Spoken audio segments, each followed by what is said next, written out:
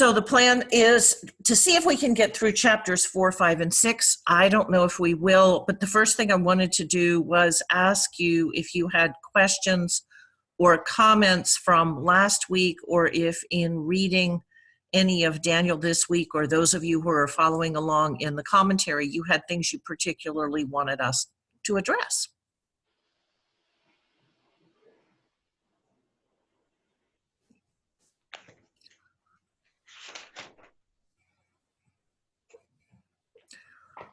Nothing, huh? So where did Daniel 3, what happened to chapter 3? We did chapter 3 last week. I could have sworn we finished at the 19th verse of chapter 2, but I guess I must have fallen asleep. I was feeling a little tired, but okay. No, I'm pretty sure we did anyway. chapter 3. Okay. Yeah, because we got those boys in the fire and got them out again. And they didn't smell bad, so. And they didn't smell bad, so, Okay. you know. All right. So I think that that's where we ended up. But at least that's where the artwork on my last PowerPoint presentation said we ended up. So let me share tonight's with you, and we'll begin with chapter 4. And if you remember from the video, Daniel pairs these so that chapter 2 goes with chapter 5, chapter 3 goes with chapter 6, and chapter 7 goes with chapter 4. So that these dreams and visions that Nebuchadnezzar or Belshazzar have all fit together, and they have a sort of both a sequential meaning as well as a individual meaning. So they can all stand alone as little stories. They were probably all originally standalone stories, and then they were woven together. As a little bit of a reminder, the Babylonians, and especially Nebuchadnezzar, who is the Babylonian king who conquered Judah, always stand in for the ultimate evil people in Jewish storytelling. So when they invoke Nebuchadnezzar or they talk about Babylon, either in Daniel or we'll see it in Revelation, what they're talking about is the ultimate unfaithful people and the people who do not acknowledge God. Okay, so in Jewish understanding, when Daniel talks about the Chaldeans, then among other things, he's talking about magicians, which Jews were strictly forbidden magic. He's talking about people who don't acknowledge the sovereignty of God and who are considered the ultimate in unfaithfulness because they look for everything else but the reality of God. And those things are important to remember because the purpose of this first half of Daniel is, and we'll see this in the beginning of chapter 4 tonight, which is Nebuchadnezzar's second dream. The purpose of the first half of Daniel is that it's to assert over and over again to a people who are being persecuted by the Greek ruler Antiochus Epiphanes, that it's actually God that's in control. And that because God is in control, no kingdom lasts forever. And nothing matters long term as much as their faithfulness. No matter how badly things might look. The other thing I wanted to let you know is I'm going to go ahead again and use this translation that I was using last week from Robert Alter, because among other things, he gets a really nice introduction into the Hebrew in its most idiomatic sense. So if you're an Israeli and you read and you speak Hebrew and you read the Bible in Hebrew, the Bible is going to have a richness for you that it might not have in an English translation. And in fact, in the NRSV doesn't have, because they've flattened all the language. But it's not going to be the same as reading it in ancient Hebrew. And so this is always a challenge in seminary or in graduate school. You can learn the Greek of the New Testament, and you can learn ancient Greek, or you can learn contemporary Greek. Modern Greek doesn't translate things the same way. It's the same way that in English, a lot of idioms that we used to use as common sorts of that had common meaning that everybody would understand have dropped out of the language. And because they've dropped out of the language, when you go back and read 18th or 19th century English literature, or even, just American literature, it's very hard for people to understand it because they don't know what those idioms mean. And so that's this, it's the same way, only it's a couple of thousand years in terms of ancient Hebrew. And one of the reasons that I appreciate this translation is that this guy thinks in ancient Hebrew. And there aren't very many people left who do that. So I'm looking forward to using that this evening. So I hope you have your Bibles out and we can tell the story of Nebuchadnezzar's dream.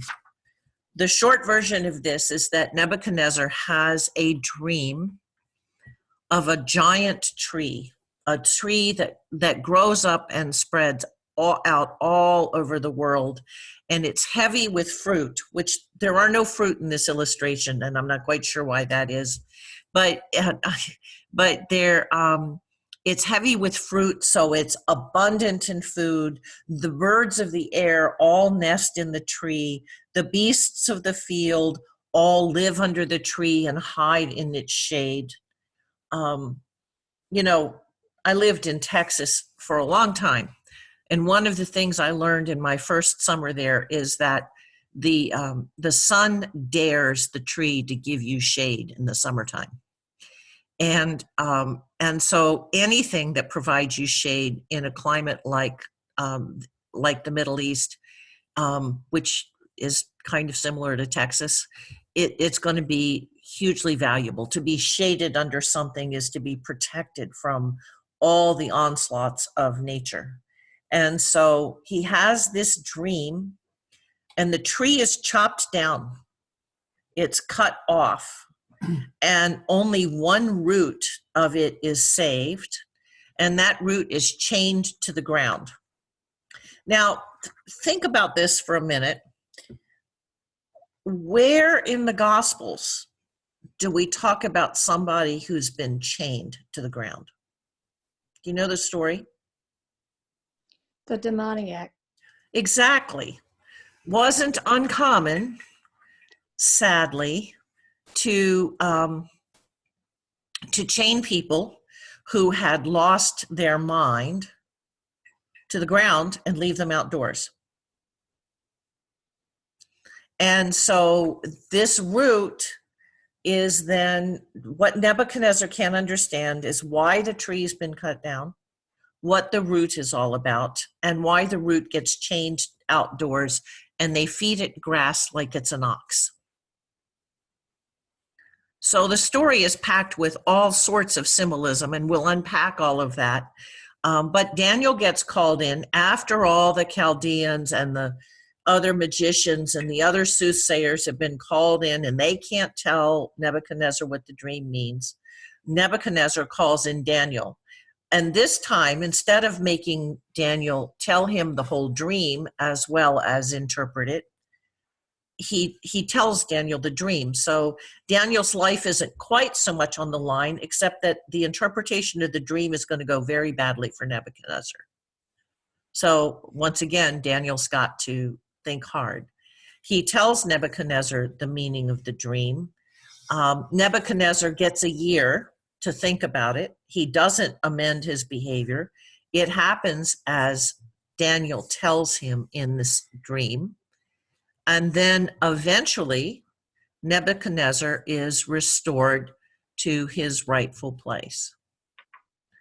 So it's a very compact little story. It could easily be expanded into something a lot more in depth than it is, but that's basically the outline of the story. So Nebuchadnezzar says, whoops, we don't need to go there yet. He says, I was tranquil in my house and flourishing in my palace. This starts as though it's a letter to the people of his kingdom. But that's a literary device. It's not because there was ever any such letter. In fact, the king, Nebuchadnezzar, is said in this story to have gone mad for a time. There's no record in the Babylonian records that this happened to him, but it did happen to his son. And his son is the one, Nabonidus is the son. He's not mentioned in this story at all, but he is a king who actually did go mad for a time, or maybe more than once. And his son Belshazzar, whose feast we'll read about, was the regent, while Nabonidus was incapable of ruling. So at any rate, Nebuchadnezzar is again feeling very proud of himself. He does that quite a lot in these stories. He's grand, he's flourishing in his palace, and he has a dream. And this is interesting because it explains to you the way that the ancient peoples thought about dreams. He said, I saw a dream. Okay, so a dream was, in the ancient world, a visual experience. Not that you might have seen it outside of your body, like a movie, but it's still a visual experience. And in the ancient world, the common assumption was that those things which you saw would be imprinted on your brain, in your intellect. Kind of like, don't push this too hard, kind of like the image on film. Okay, but your brain was continually taking in images, including the images of a dream. I saw a dream and it frightened me, and thoughts upon my couch and visions in my head panicked me. By me has an edict been issued for all the sages of Babylonia to come before me, that they make known to me the meaning of the dream. And then did all the soothsayers and wizards and Chaldeans and diviners came, and none of them knew what the dream meant. So he says in verse 5, and latterly Daniel came before me, whose name is Belteshazzar, like the name of my God, and in whom the spirit of the holy gods resides. And I said the dream to him, meaning I told him the dream. Belteshazzar, master soothsayer, of whom I know that the spirit of the holy gods resides in you, and no mystery is withheld from you. These are the visions of my dream that I saw, and so say its meaning. Now, a couple of things. For him to translate David's name is a way of, or Daniel's name, is a way of saying Daniel has been completely co-opted into Babylonian culture. Also, twice now, in his first dream, and then in chapter 3, after the young men come out of the fire, Nebuchadnezzar has declared the almighty power of the God that the that the Jews worship. But it's really clear that he's neither converted nor does he understand it, because he says that Daniel is inhabited by the spirits of the holy gods. Okay, and then he says the dream to Daniel. And the visions in my head upon my couch I saw, and look, there was a tree in the earth, and its height was great. The tree grew and became mighty, and its top reached the heavens, and its branches to the ends of all the earth. Its foliage was lovely, its fruit was great, and there was food for all in it. Beneath it, the beasts of the field were shaded, and its branches the birds of the heavens dwelled, and all flesh was nourished from it. And I saw among the visions in my head, and look, a holy emissary came down from heavens, calling out loudly, and thus saying, cut down the tree, hack off its branches, shake loose its foliage, and scatter its fruit. Let the beasts go off from underneath it, and the birds from its branches, but leave one of its roots in the ground, and with a chain of iron and bronze be it set in the grass of the field, and by the dew of the heavens be it moistened, and with the beasts its portion in the grass of the earth. Its heart shall be changed from humankind, and a beast's heart shall be given to it, and 7 seasons shall pass over it. By the decree of the divine emissaries is the word, and the utterance of the holy ones is the pronouncement, so that the living may know that the Most High rules over the kingdom of man. To whom he wills, he gives it, and the lowliest of men he shall raise up. Okay, so this tree is a not uncommon symbol. In Ezekiel 31, I believe it is, we have another great tree almost exactly like this. And the literature is, we talked about this at the beginning, Daniel's very dependent upon this early literature. In the case of Ezekiel, the great tree grows up, and it's intended to be Pharaoh and the Egyptian kingdom, and all nations hide under the shade of the tree. So in Daniel, it's the great tree that grows up that is Nebuchadnezzar's kingdom, and all the animals feed under it and are sheltered by the shade of this tree. So, and the height of it, the spread of it is intended to demonstrate the spread and the power of the Babylonian kingdom. Okay. The one other thing I wanted to point out here too is toward the end, or well, actually in the middle, in verse 10, when it says a holy emissary, your translation that you have in front of you probably says watcher.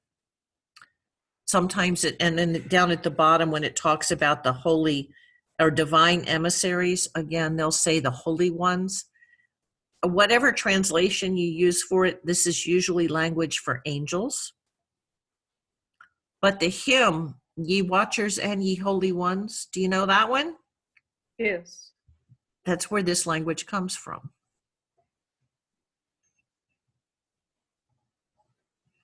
Okay, questions, comments for that far? What do they make of it? Yeah, what do you make of all of it? What do you make of the statement, the Most High rules over the kingdom of man, to whom he wills he gives it, and the lowliest of men he shall raise up over it?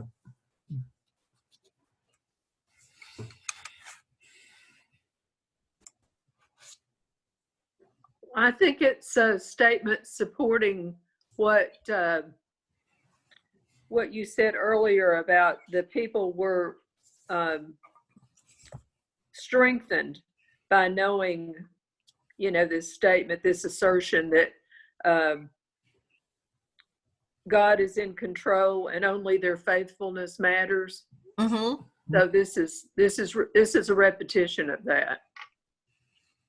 What do you think it says to those who are deeply invested in the earthly kingdom and in the power and continuation of any particular earthly kingdom? It's quite a question for those of us living in a time and place where we feel deeply invested every 4 years. Thank you so very much, Mike. Yeah, you went exactly where I wanted to go.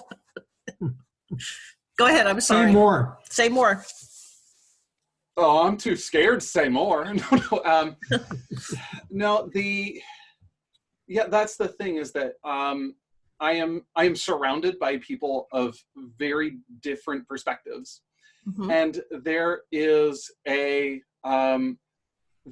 on one hand the celebration of a new man who will break forth in light and truth and make all things right, except for those who are saying, and now we have the loss of our old man and the coming of a new man who will surround us in darkness and woe. And there hasn't been sackcloth and ashes yet, but I'm pretty sure that's coming. And so, but it is interesting because there is a lot of kingdom language that is tied up in our political parties. And I've read some books that really talk about the dichotomy between kingdom and empire. They might have been in the New Testament, but it's... You think? I don't know. So, I mean, as I'm reading this, I'm thinking like, wow, we put a lot of stock in non-kingdom powers when that's not the power that we're supposed to be investing in. Mm-hmm. And that's exactly what Daniel's message was to the Jews in Babylon, soon to be part of the Median and then Persian Empire. It's exactly what Daniel's message was to people living under oppression in the under the Greek empires or under the Romans. Put not your faith in empires, put not your faith in rulers. I think there's something in the gospel about that, right? Yeah. And so I find it really challenging that so many Christians invest so much in whoever the particular ruler might be that they cannot be happy as long as they think it's the wrong ruler.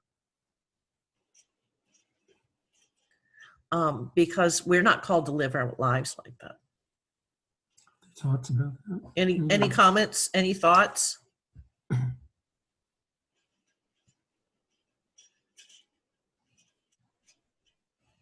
Well, at the risk of getting derailed, I think we all we need to keep the higher purpose in mind. Mm-hmm. This is God's kingdom, not ours. Right. So I think so. I think that any world-ending prophecies at the end of an American election are fraught with all sorts of things that are fundamentally not Christian, and that we really need to think hard about. So, go ahead. The verse comes to mind of where your heart is, there lies your treasure. Uh-huh. Absolutely. Yeah, actually. Yeah, I'm probably going to regret asking this, but it's a question that I've had for a long time, and I didn't really notice a difference until we lived abroad. Why do so many churches have U.S. flags in their sanctuaries then? Oh, you mean like ours? Sure. Okay, somebody want to answer, Ashley?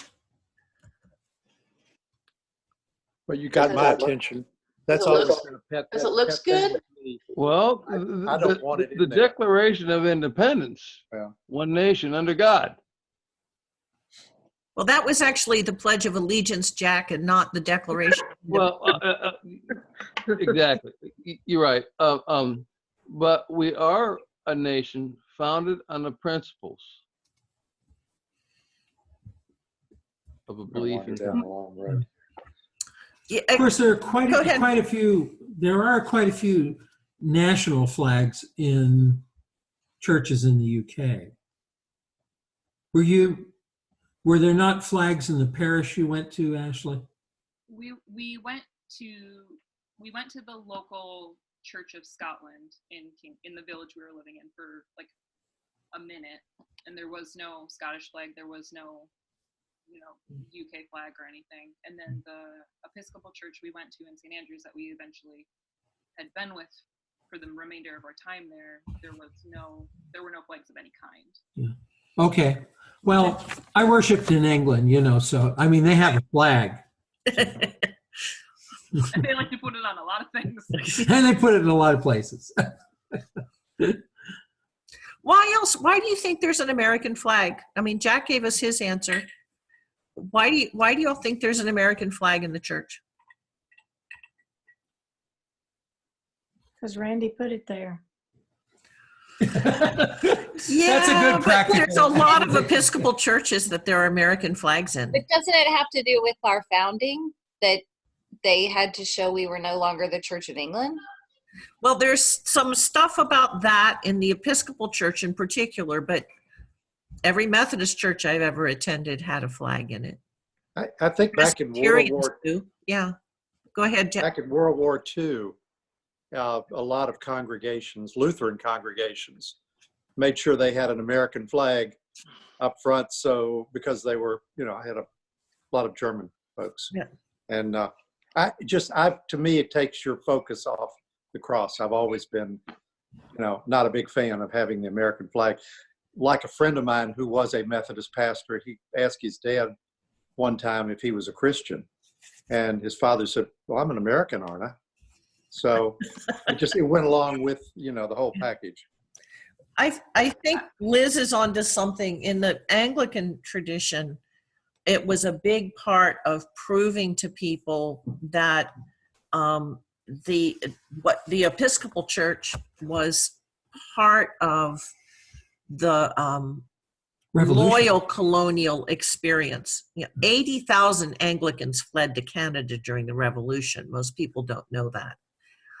So there was always a question around Episcopal churches or Anglican churches about whether or not they were loyal. And so the flag was there. The other thing is, in England, the Church of England, the Anglican church expression in England, is a state church. So it was very common, and very much the prayers in the 1662 prayer book, which was the root of the original American prayer book, pray for the state, pray for the leader of the state, and they're very explicit about it. So it seemed very natural for those in an altered form to be part of the Episcopal experience, because praying for the state, praying for the leaders of the state, and being a national church was very much a part of Episcopal self-understanding. So it reached its height around the turn of the 20th century in an ecumenical movement that led to the building of Washington National Cathedral. And the proper name of Washington National Cathedral is the Cathedral Church of Saints Peter and Paul.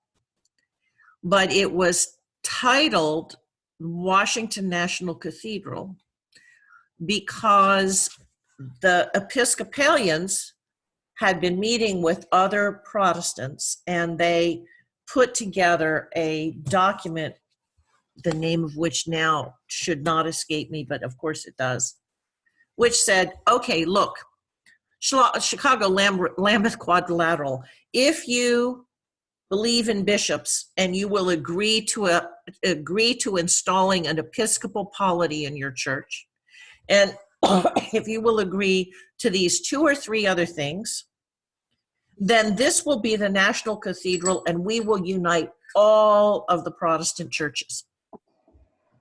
And that statement was written in 1905. Nobody else ever bought onto it. But the Episcopal Church at that point thought that it was our job to unite all the forms of Protestantism under one polity and under one kind of church. So the flags come from that kind of understanding, that kind of self-understanding of the church. And they were traditional for quite a long time. And um, for churches that are used to having them there, moving them out is usually worth a rector's tenure. I'm not nearly as troubled by flags as I am by the extent to which Christians seem to identify their politics with their faith, and the extent to which they anticipate successive presidents to be sort of the end all. Totally separate. Pardon, Jack? It's totally separate. Well, they are totally separate, and that's part of what really worries me about it. I get it. Yeah, I mean, I think you can love your country and not believe at the same time that your national identity is your final identity. I mean, to own Christ is to own an identity that transcends all other identities. Everything. Yeah, Everything. Yeah. Church is not just one more affiliation. Can I say something? Sure, yeah. As a military brat, to me, the flag always stood for freedom. And to see a flag in the church has always reminded me that I am free in this country to worship God. And that God is more important than anything else. So that I'm allowed that freedom. And so that flag is just a reminder of that blessing that I have to be an American in this country, and that I feel it's a blessing from God for myself.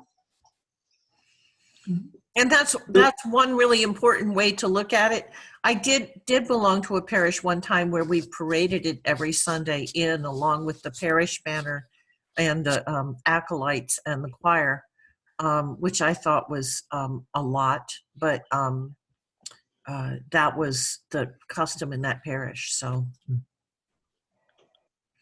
I'm not so troubled by it that I think it ought to instantly be banished to some dark closet somewhere, which some Thank you. felt like they needed to do. That it doesn't deserve or need, I don't think, a place of prominence close to the altar. I've seen them right behind the altar before, the Episcopal flag on one side and the American flag on the other. And I like Chrissy's interpretation, but Come to that, the Episcopal flag isn't that important. Right, and the Episcopal flag isn't that important either. The question is whether it makes it easier for us to forget what our first identity is. I don't think so. I would argue actually that I find people who are drawn to the flag and people who make the flag kind of the center of the whole debate often both tend to be more about their politics than they are about their faith. I'll grant you that. I think, in fact, that what we've seen over, golly, the last several decades is an ever greater and greater emphasis placed on who we elect as president. I have to laugh because I remember when Richard Nixon was considered the architect of the imperial presidency. And all I can say is that the presidents we've had in the 21st century make Richard Nixon look like an amateur when it comes to imperial presidencies. He was. So, if I might, I went and grabbed it. The Declaration of Independence. If you don't have it, get it. Read the first paragraph. And the first sentence of the second, and I'll just leave it at that, is what the country is founded upon, which is why I accept it being there. Well, It doesn't trouble me. yeah. I don't tie my politics up with my faith.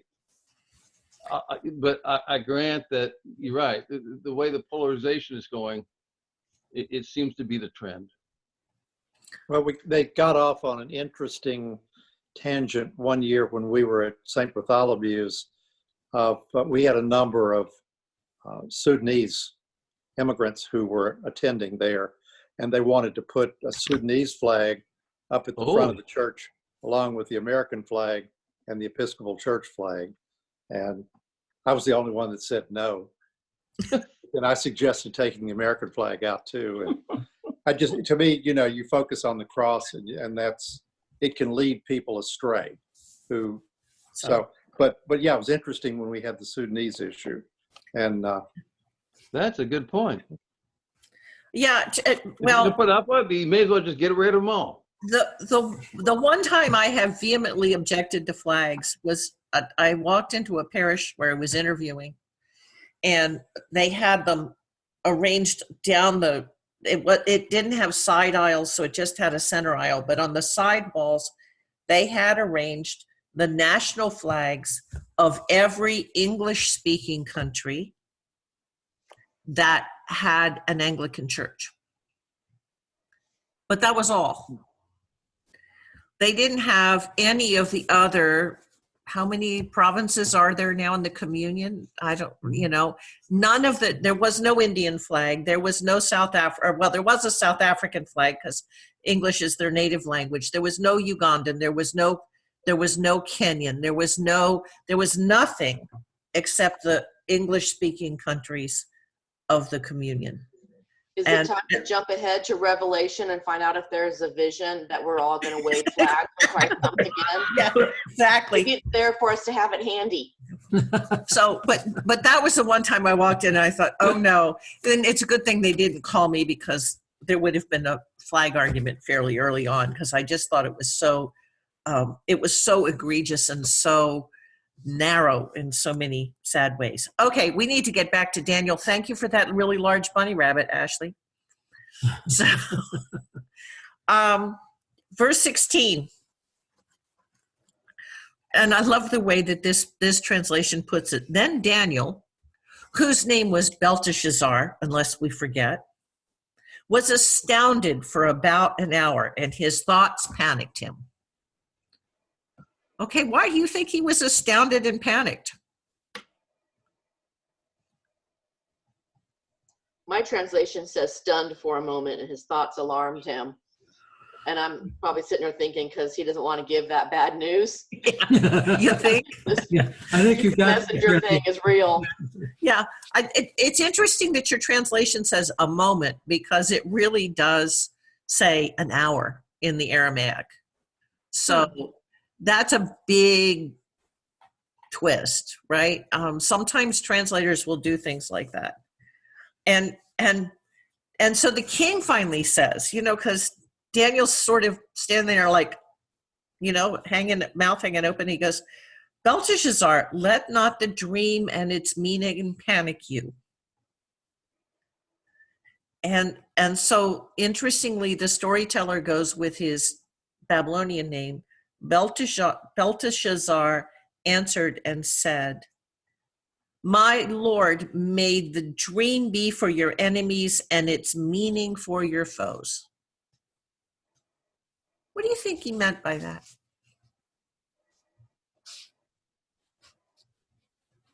Can you repeat your translation again? Yes, my Lord, may the dream be for your enemies and its meaning for your foes. So mine says, my version says, that the events foreshadowed in this dream would happen to your enemies, my Lord, and not to you.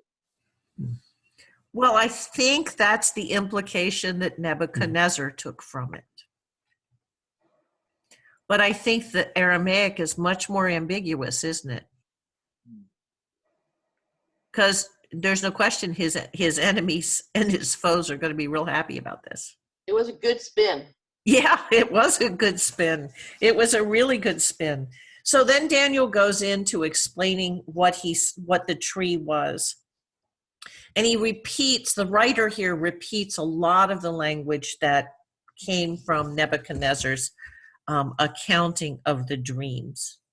And so, but he says down here in verse 19 that the tree who has become, it's like the king. You are the king who has become great and mighty, and your greatness has grown and reached to the heavens, and his branches to all the earth.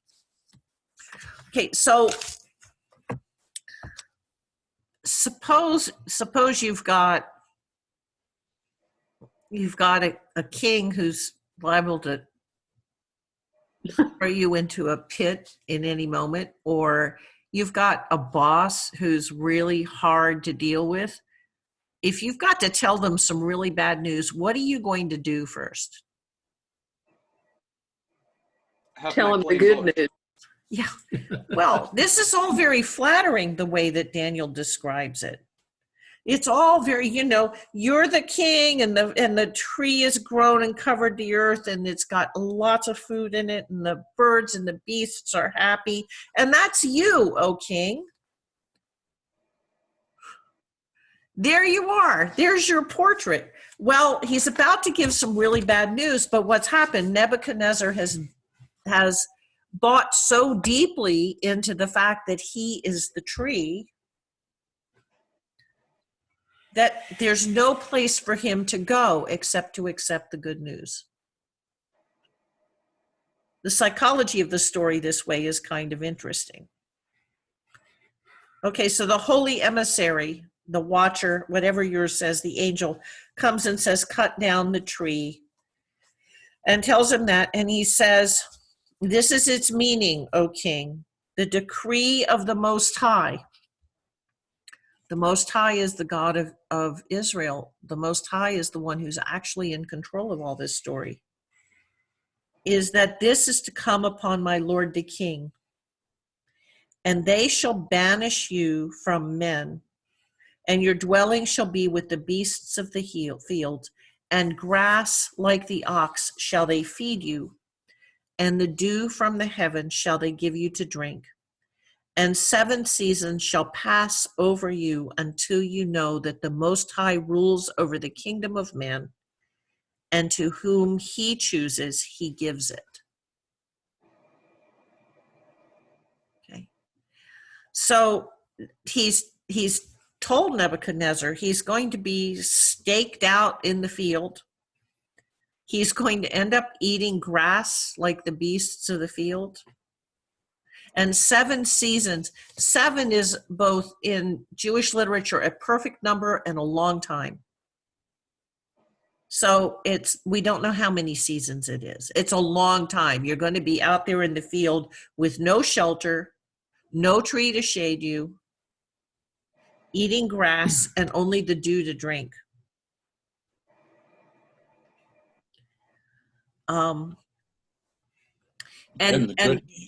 He leavens it with verse 23 then. So as to their saying, leave one of the roots of the tree, your kingdom shall endure for you once you know that the heavens rule. Now, verse 22 is the whole point of the book of Daniel, and it's the whole point of this story. Okay. Until you know that the Most High rules over the kingdom of man, and to whom he chooses, he gives it. So, verse 22. Yeah. Okay. And then I think your numeration of verses is different from ours. Mm-hmm. Yeah.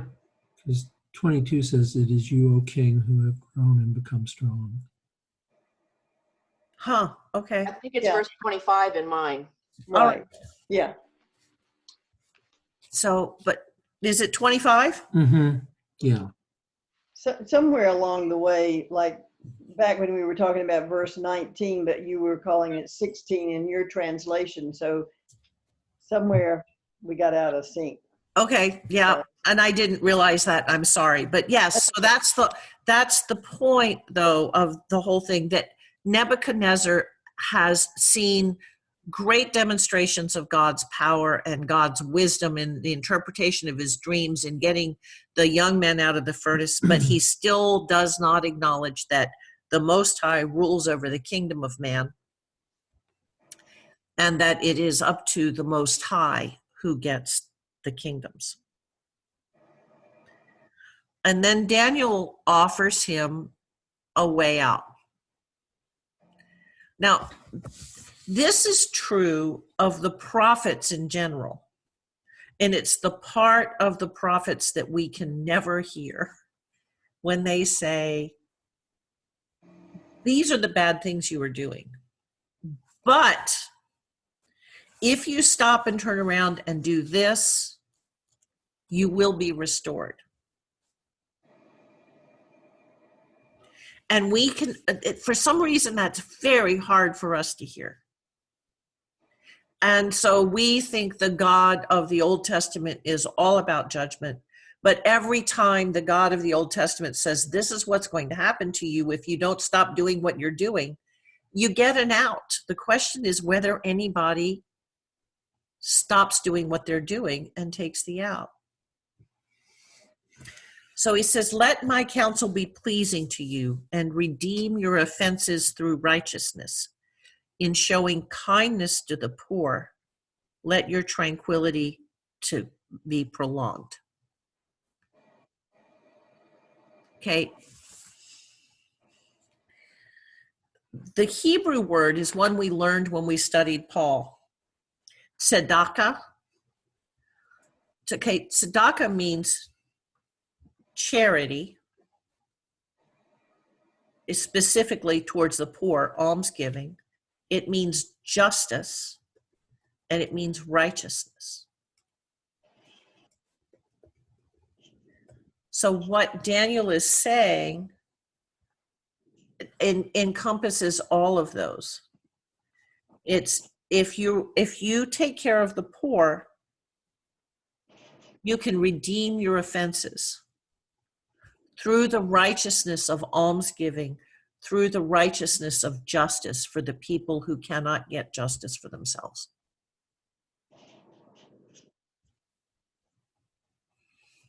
What does Micah say?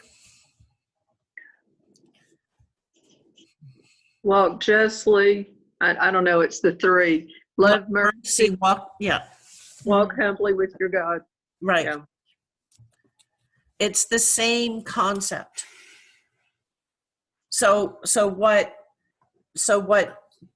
the story here says is rulers need to love mercy, seek justice, walk humbly with God, meaning you know that your kingdom is only your kingdom by virtue of God's desire for it. And then things will go well with them.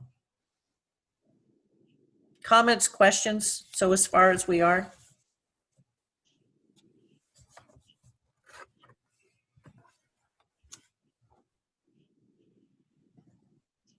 Okay, so Nebuchadnezzar doesn't get it. A year goes by and he's sitting on the roof of the palace and he's going, oh, look at my palace, look at my city. Isn't this wonderful? And it's all for my honor and glory. And a voice comes from heaven. Okay. Voices come from heaven for bad things or for good things, but they don't come for middle road things.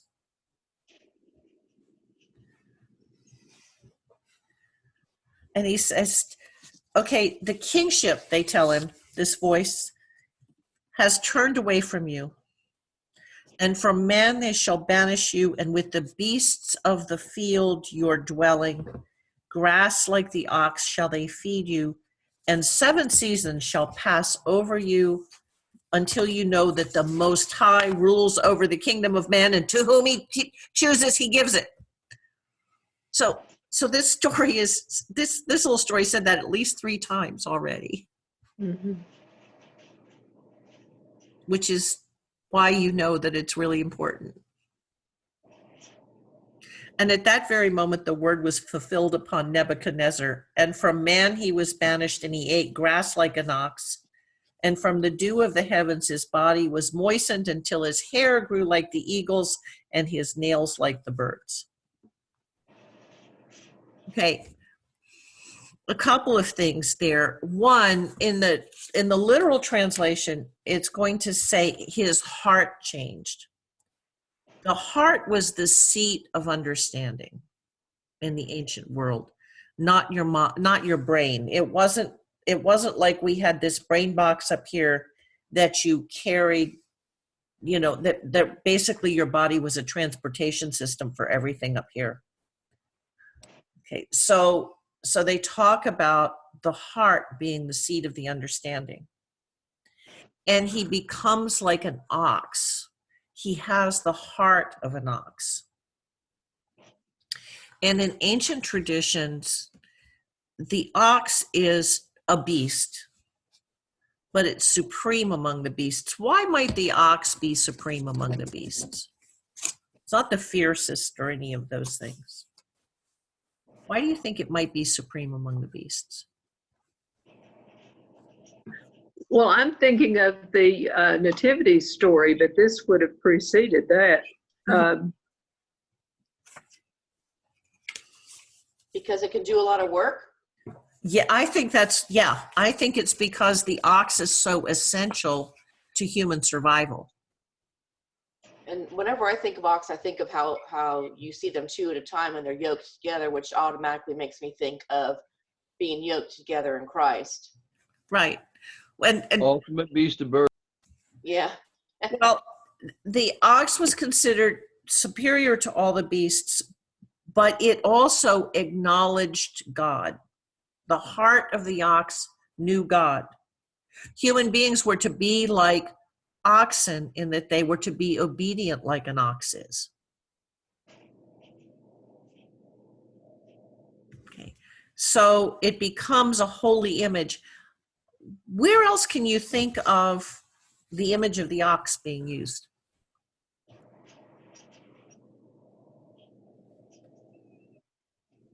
You mean other than the nativity? Uh-huh. Other than the nativity, which is a really good catch, Bobby. Is it when he lays down, the ox and the ass lay down together? No, that's not. No. Take my yoke upon you. Take my yoke upon you. Well, there's that. What about after the harvesting of the wheat in the story with Ruth and Naomi? Mm-hmm. Is the ox doing the wheat? Doing the threshing? Pulling the little, yeah. Can't remember if it mentioned ox in there. I don't remember. What I was thinking about is the symbols for the Gospels. Yeah. Okay, so you have an eagle, that's Saint John. Okay, and in the Christian tradition, the eagle can fly over all the earth and see the whole of everything.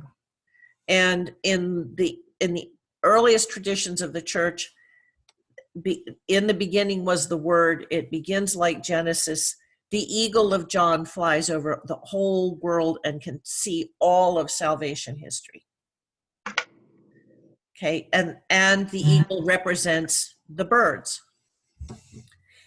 Then there's the lion, which is Saint Mark. Okay, the lion represents the wild beasts. He's fearsome. Mark's gospel has a little fearsomeness about it and a little immediacy. It moves right along. And then there's the human form, which encompasses all of God's human creation. And that's St. Matthew,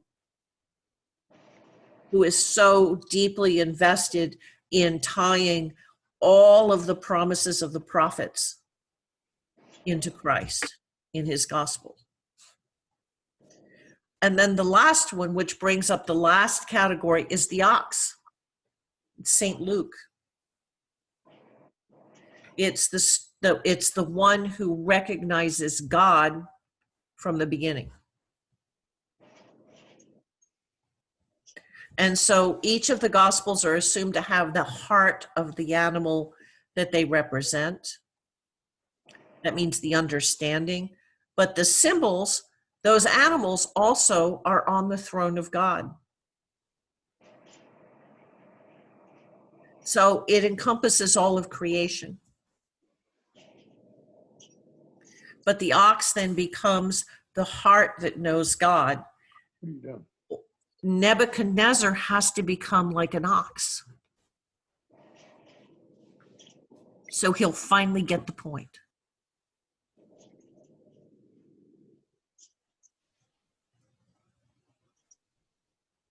They were probably all on the ark too. Probably they were all on the ark too, yes. Absolutely, Gail.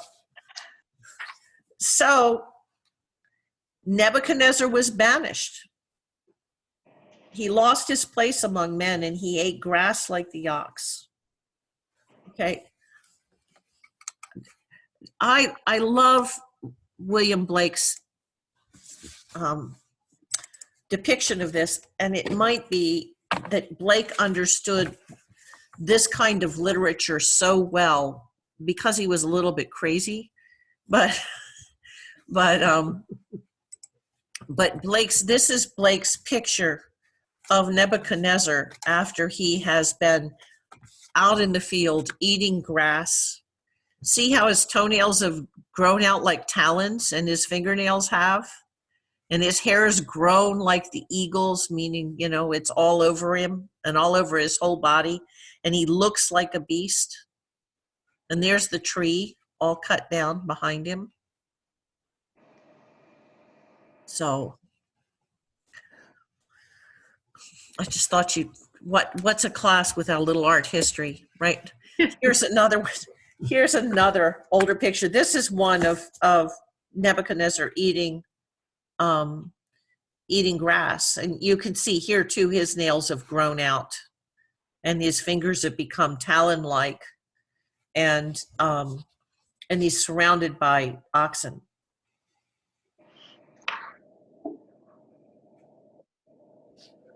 So we don't get a lot of details. What he says, as at the end of many days, I, Nebuchadnezzar, raised my eyes to the heavens, and my mind returned to me, and I blessed the Most High and praised and extolled the Eternal One, whose dominion is an eternal dominion, and his kingdom for all generations. And all the earth's dwellers are counted as naught, and he chooses, as he chooses, he does with the array of the heavens and the earth's dwellers, and there is none who can protest against him and say to him, what have you done? And at that very moment, my mind returned to me. So the story of Nebuchadnezzar in Daniel ends here. He gets restored to his throne, and we never hear of him again in Daniel. But what do you think it means when it says, and all the earth's dwellers are counted as naught?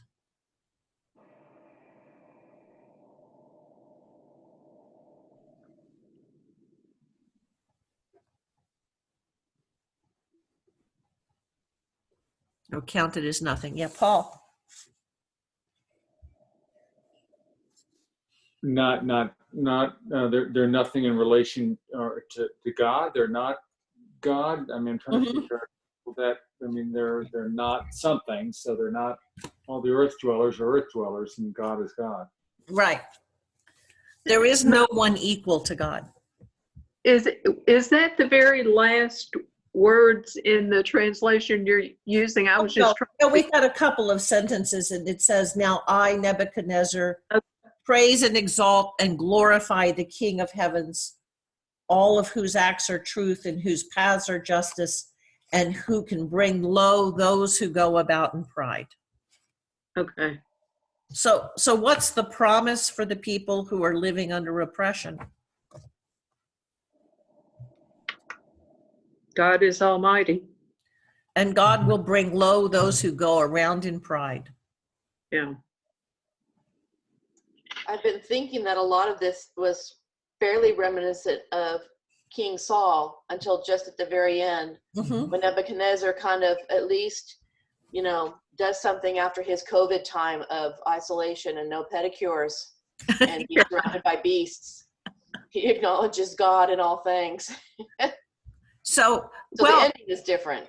right. Well, the ending is different, but isn't that finally the point of the story about Saul, is that Saul could no longer acknowledge that God was God? Mhm.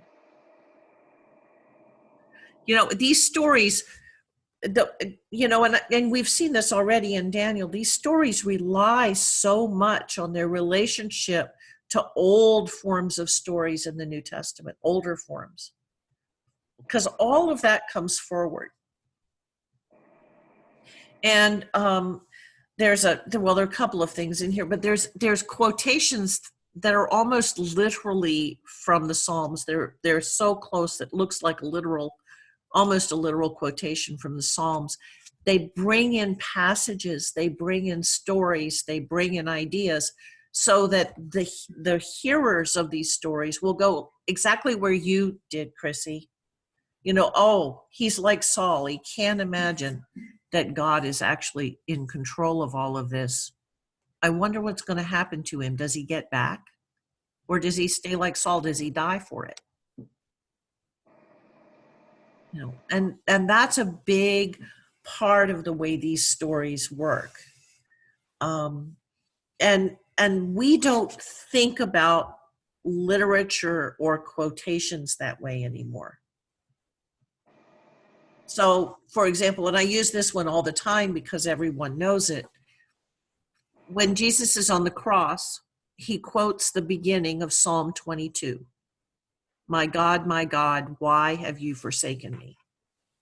But the earliest readers of the gospel, when they read that, would have known the entire text of the psalm and read all of the rest of it in there. It would have been part of their mind.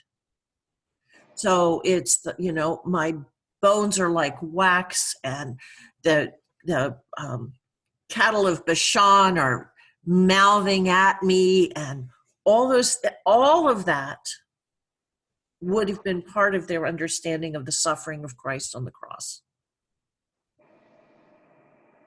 And we hear it because we read it on Good Friday, but not because it's part of our mental furniture about the way we read the Bible. And it would have been for them.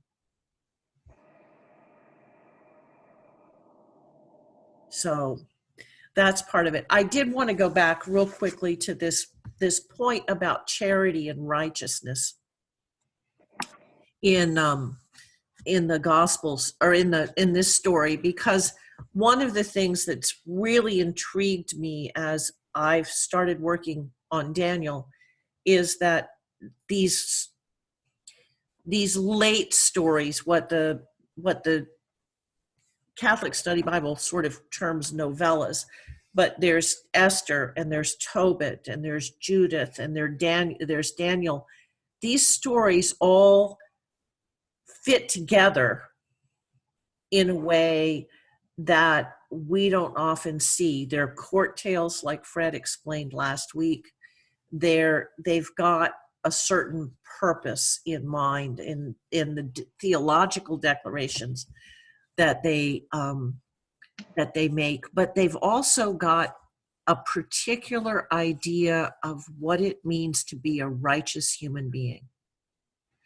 And that righteous human being is a person who cares for the poor, and a person who takes, who gives, charitably in that way. That's what it means to be righteous. So in the story of Tobit, it's about giving alms, it's about clothing the naked, and it's about burying those who don't have anyone to bury them. All of those are mitzvahs, they're good acts, and they are marks of a righteous man. And interestingly, they're all in Matthew.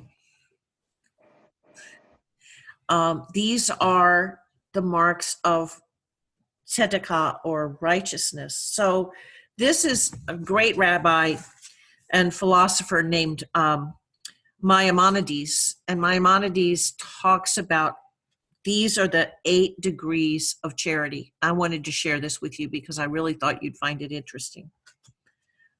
The lowest degree, the first one, is a man who gives but is glum when he gives. This is the lowest of all. The second, a man who gives with a cheerful countenance but gives less than he should. Third, a man gives but only when asked by the poor. Fourth, a man gives without having to be asked, but gives directly to the poor, who know therefore to whom they are indebted, and he too knows whom he has benefited. Fifth, a man places his donation in a certain place and then turns his back so that he does not know which of the poor he has benefited, but the poor man knows to whom he is indebted. Sixth, a man throws money into the house of a poor man. The poor man does not know to whom he is indebted, but the donor knows whom he has benefited. Seventh, a man contributes anonymously to the charity fund that is then distributed to the poor. Here the poor man does not know to whom he is indebted, neither does the donor know who he has benefited. Eighth, highest of all is when money is given to prevent another from becoming poor, as by providing him with a job or lending him money to tide him over a difficult period. There is no charity greater than this because it prevents poverty in the first instance. So what did you all hear in that?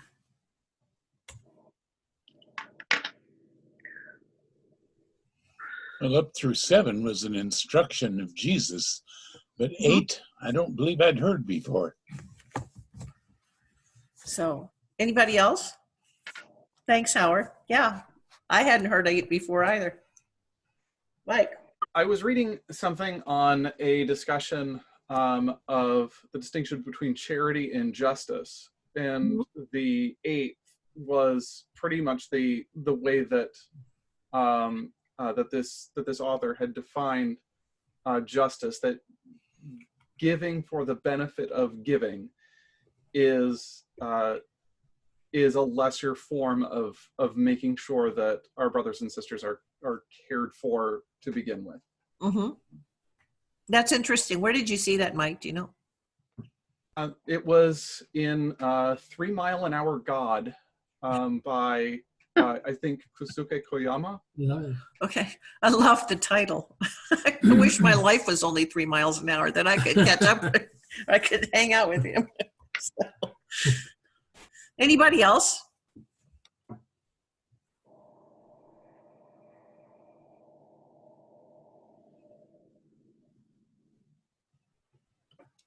It's mirroring the kind of thinking about pride versus humility. Am I in the wrong place with that? But the point of all of it is that the needs of the poor need to take priority for the righteous person. And that's, it's not that we don't talk about that. I have never seen a Christian list like that, for example. And I've done a lot of reading in the ancient fathers. I've never seen Christians make a list like that. But it's a really powerful way of saying it's about how you think about it. And that's a good way to do it. So what did you want to say? Well, I mean, the other thing I see in that list, if you think about it, the giving that's described in the other levels is reactive. Mm-hmm. But the giving at the ultimate level, or the greatest kind of giving, is a giving that is attentive to the well-being of others from the very beginning. Which I think is what Scripture is after.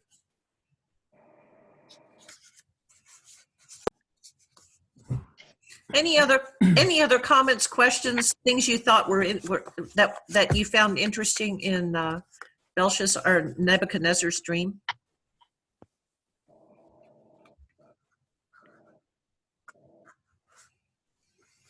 I thought it was kind of interesting that it kind of sounded like the tree was a good thing. So if you don't know anything about the history of it, and if you're reading it for the first time, you're wondering, well, the tree gets cut down and then all of these other animals are going to suffer. Mm-hmm. So, how is that going to show that, that God is sovereign? It's just kind of, at first glance, it kind of just seems like the reverse of the giving tree story. I don't think Shel Silverstein had this in mind. So, But why do you think in the dream the tree would have been cut down, Chrissy? well, given the context of what we've been talking about, my guess would be because the tree was saying, look what all that I have done, when really it was what God has done. So Right. taking credit for God being the creator and ruler of the world. And I think, yeah, Bob. I was just going to say, one thing that I kept thinking about was the tree had touched the heavens. And that's kind of it reminds me of the Tower of Babel. It was like there was a lot of pride in that. So I think it's intended to. I think that language was intended to make you think, oh, last time they built something that touched the heavens, things didn't go well. So, but the story is all about acknowledging God as the ultimate power. And so the tree figuratively brings destruction on everything by not acknowledging God as the ultimate power.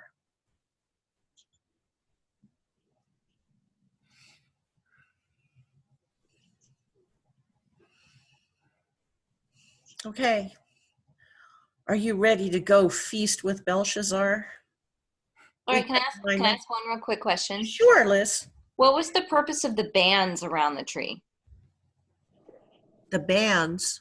Mine, oh, The bronze and iron or the something. bronze and iron rings. Oh, well, then that's a difference in the translations too. This one says that you should put a chain around the root of the tree that you save, and then put the chain in the ground.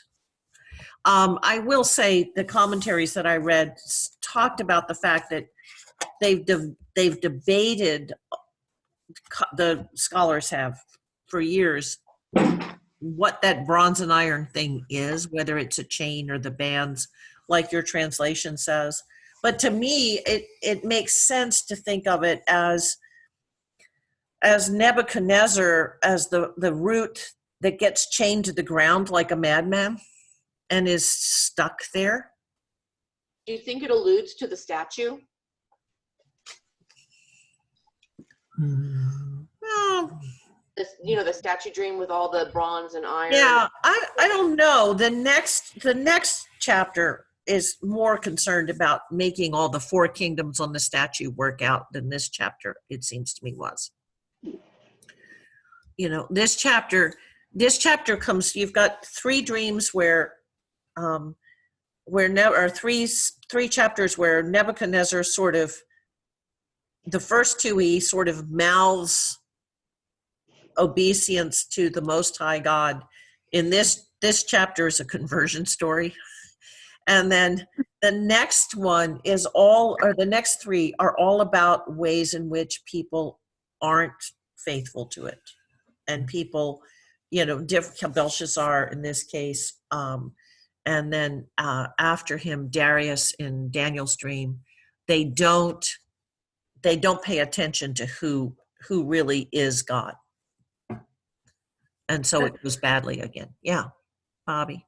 Other than being chained to the ground with a mental issue, it makes me wonder, since that was mentioned, about bronze and iron representing other countries or other nations that we discussed previously. Right. That had those metals and used them in war. Right.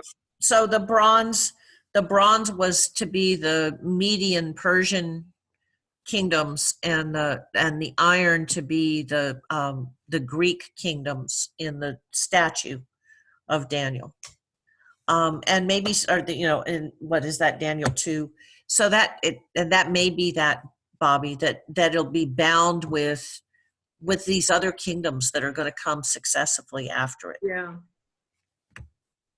Who knows? Yeah. Sadly, they never wrote down these stories with the footnotes. Yeah. and sometimes you read a commentary, and frankly, you have to go, wow, I don't think so. Because it'll stretch so far beyond where the original language and the vocabulary and everything else stretched through. Especially the one I was reading today kept telling me what Nebuchadnezzar was thinking. Pretty sure we don't know. That's all I'll say about that. I'm pretty sure we don't know. If I remember right, the comments you've made in the past is that the writings that came down to us lacked punctuation and so forth. Mm-hmm. And as I read about the bronze and the iron, the punctuation is everything, which indicates that it was applied to Nebuchadnezzar, the wild beast, the oxen, right, rather than to the stump. Yeah. But it's a pacing of the commas. Yeah. It could be. Which is part of the reason why, and I'm sorry for the numbering, because nothing flagged for me that the numbering would be different, and I should have pulled out my other Bible to check it, but it like I said, it wasn't flagged. The part of the reason I want to share this with you is because we get at some of the Hebrew meanings or Aramaic meanings that we wouldn't have said otherwise. Okay. Belshazzar's feast. Oh, I've got 4 minutes. I can at least introduce it. I'm that fast. So, okay. Let me see if I can make this go. Nebuchadnezzar goes away. We never hear or see Nebuchadnezzar again. Why will there we go. Oh, we've already talked about all of this. Belshazzar's feast.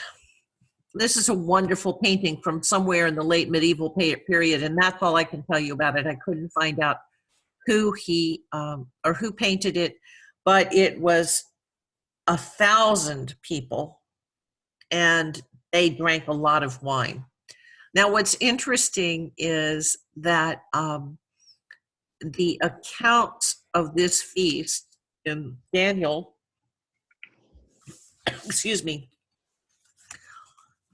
more in common with typical Persian feasts than it does with typical Babylonian feasts.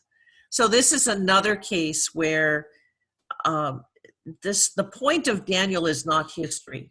The point of Daniel is the theology and the statement about how you are to live in the face of something that's hostile. But the Persians were well known for their parties and for the quantities of wine and women available at said parties. And that was true. I just finished reading a little while ago a book about the rise of Islam. So Daniel was written in the 2nd century before Jesus was born, and uses events from the 5th century before Christ, or 6th century before Christ was born. Islam got to Persia in the 7th century after Christ's death, and the Persians were still known for the wine and the women and the parties. So it was a cultural deal, apparently. At any rate, the other thing that makes this story interesting is that the Greek historians Herodotus and Xenophon did report, both of them, that Babylon fell to the Medes in this case, not the Persians, but the Medes, while its people were on a feasting holiday. So apparently everyone was, even if the Babylonians couldn't keep pace with the Persians in terms of party, at this particular time of the year, they did. And this is wonderful, you'll love it. This is Xenophon's description of what the king of what Cyrus said to his troops when they were marked on Babylon. At last the ditches were completed. Then when he heard that a certain festival had come round in Babylon, during which all Babylon was accustomed to drink and revel all night long, Cyrus took a large number of men, just as soon as it was dark, and opened up the heads of the trenches at the river. My friends, said Cyrus, let us therefore enter in with dauntless hearts, fearing nothing, and remembering that those against whom we now march are the same men we have repeatedly defeated. And that, too, when they were all drawn up in the battle line with their allies at their side, and when they all were wide awake and sober and fully armed. Whereas now we are going to fall upon them at a time when many of them are asleep, many drunk, and none of them in battle array. And when we find out that we are inside the walls, in their panic fright, they will be much more helpless still than they are now. So apparently that was the speech Cyrus gave to the Median troops before they conquered the kingdom of Babylon. But this is another place where the story doesn't actually match the history, because it talks about Darius, or excuse me, it says that Cyrus is a Persian. He's not a Median. He's a Median. And then Darius is the first Persian king, because the Median Empire didn't last very long. So there's that to remember. Also, Belshazzar was he wasn't the grandson. His father, Nabonidus, was the one who actually went mad. But that family seized power in a coup in Babylon after Nebuchadnezzar's death, because Nebuchadnezzar's lineal heirs were incapable of holding the throne. So Nabonidus was not actually a son of Nebuchadnezzar, and Belshazzar was not the grandson of Nebuchadnezzar. They were just the two subsequent rulers. But Belshazzar ruled as regent for his father's episodes of madness. He was never actually crowned king. The only reason it would matter one way or the other is that lots of people have spilled a lot of ink trying to make Belshazzar the son of Nebuchadnezzar, so that the history will match up. The history doesn't really matter. The story has a truth to tell that's really irrelevant who Belshazzar is, but it makes a better story. And also in the ancient Near East, when people refer to your father, it doesn't necessarily mean the immediate generation prior to you. Think about is it Matthew, where Jesus tells the Pharisees in the temple, do not tell me that you have Abraham as your father.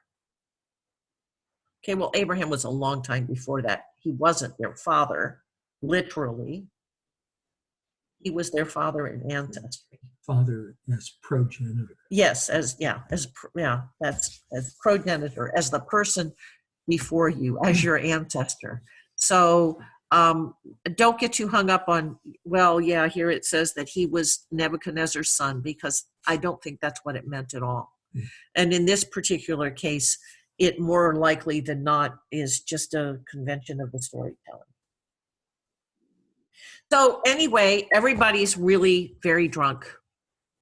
And Belshazzar says to bring the vessels of gold and silver that Nebuchadnezzar, his father, had taken away from the temple in Jerusalem, so that the kings and his nobles and his wives and his concubines might drink from them.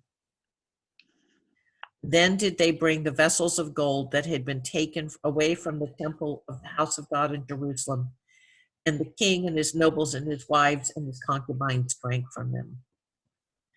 They drank the wine and praised the gods of gold and silver, bronze, iron and wood and stone. Okay, so what are they doing? Oh, say 34. What are they doing when they do this? Well, they're defiling something that's holy or considered special. Right. I'm fairly sure that you would all find it blasphemous if we were to take out the communion chalices and the patens and have a party, right? Mm-hmm. Champagne, anyone? Okay, so they're doing that, but here's the other thing that it says, and we'll stop here. They praised the gods of gold and silver, bronze, iron, wood, and stone. Yeah, Mike. There's an irony there, tied in with, I don't know, Jeremiah, Ezekiel, all of them say, like, one of the issues why they were taken into captivity is because of this marriage and the syncretism of the temple and the gods of bronze and wood and stone that were brought into the temple that were celebrated along with Yahweh. And God is like, I am somehow not cool with that, and you will have to take a break elsewhere for a while. Well, and so when you have these emblems of worship that are somehow bringing that context with them, in light of the divine judgment, mm-hmm. that there is just that it's just pouring salt in the wound, it seems. Well, that's my take. And think about Isaiah or the Psalms and the things they say about, look, you go build these things out of silver and iron and all, and you worship them like they can do something, but you made them. They're creatures of your own hands. It's like the whole story with Paul where was he? In Lystra? When he made that, when he stopped the production of it wasn't Lystra, when he stopped the production of the silver statues of Artemis, and the silversmiths, beat him up because he cut into their profits, but the silver statues couldn't do anything. They weren't gods. They weren't powerful. So they've taken the things used to worship the most powerful, and while they're defiling them, they're praising things that are inanimate objects. There's a great story, and I'll leave you with this. It's an old Jewish story about Abraham, who was trying to convince his father to leave Ur with him and come with him as God had directed. And his father had a whole wall full of idols that he said, I can't leave the gods. This is where the gods are. I'm not coming with you. There can't be only one God. Look at all the gods on my wall.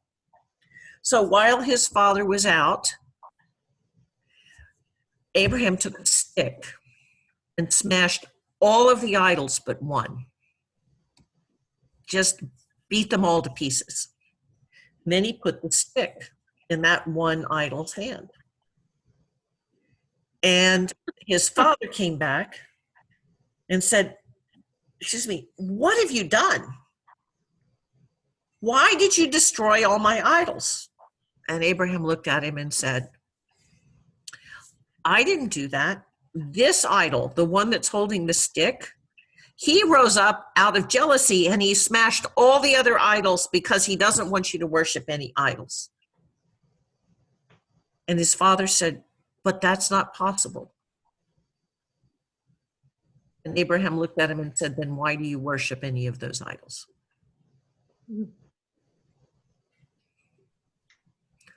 I thought that was a cool story. Works for me. Blessings, everybody. Good to see night. all of you. It's good to see you all. Good night. Rest well. Right.